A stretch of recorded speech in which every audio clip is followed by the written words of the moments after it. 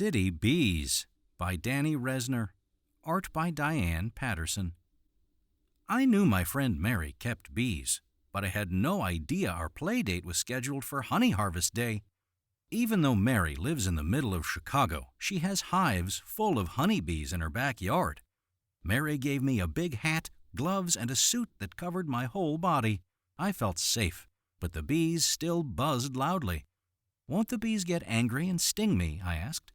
"If a bee buzzes around you," Mary said, "stay still, and it will leave you alone. Don't move fast, or it will think you're attacking. It just wants to protect its home. Bees can only sting once, so they try to hold their tempers."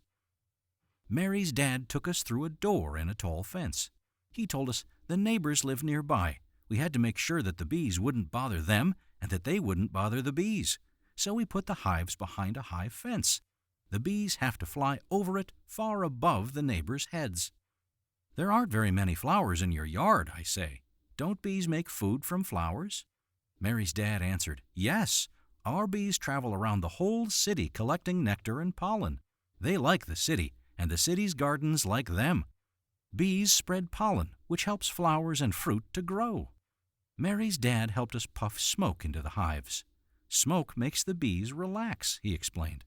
"They don't notice what's going on, so we can take a closer look."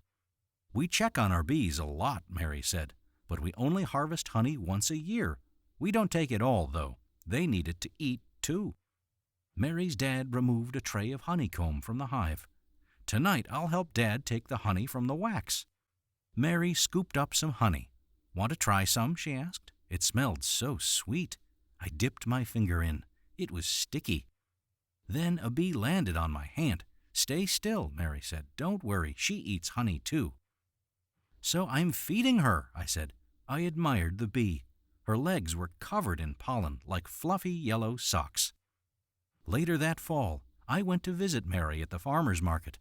My mom bought a jar of honey, and Mary gave me a candle she made from the bee's wax. I'm going to put it on my special shelf to remind me of my day with the bees.